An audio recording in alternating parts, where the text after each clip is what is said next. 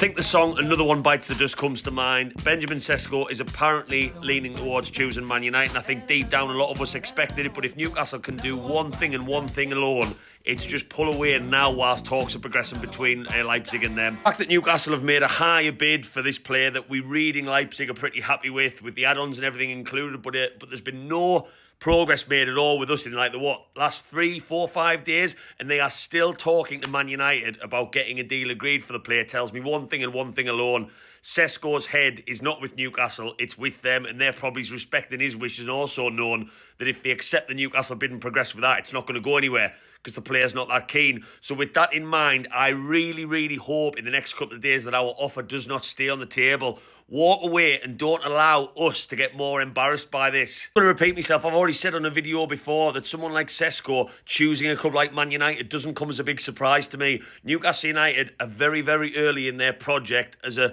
bigger team competing at the top end of the table. And Champions League football, yes, we might all scream from the rooftops, why would you not want that?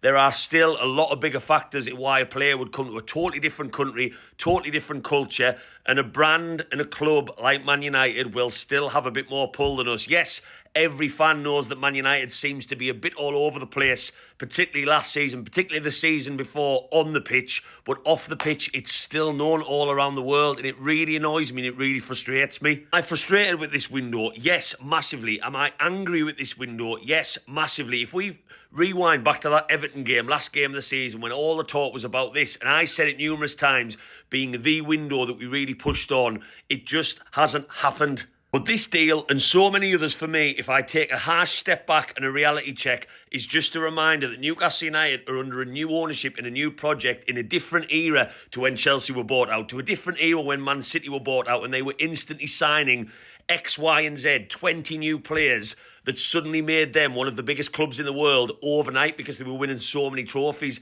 The words PSR are not the excuse for us not getting players in, but still is a huge factor in why we are not progressing fast enough to maybe attract the likes of Sesko right now. But that's a different conversation for a different day, and quite frankly, what I'm quite sick of talking about. Right now, it's all about Newcastle United. I say, if what we are led to believe is true from Mr. Ornstein, walk away from this now. Don't leave the bid there that's higher than theirs, because it's just embarrassing in that regard. And yes, I totally agree with fans who say we shouldn't have a player who doesn't want to play for us. But in this situation, Alexander Isak is one of the best strikers in the world. So if this man can't come in, there doesn't look any big targets that we could go after. Get this man nailed down, because it is so important that we move on to other targets, central midfield, centre-back, as soon as possible with this Champions League in mind. Let's just quickly move on. Let us know your thoughts down below, Newcastle fans. And as always, keep the faith. Away, lads.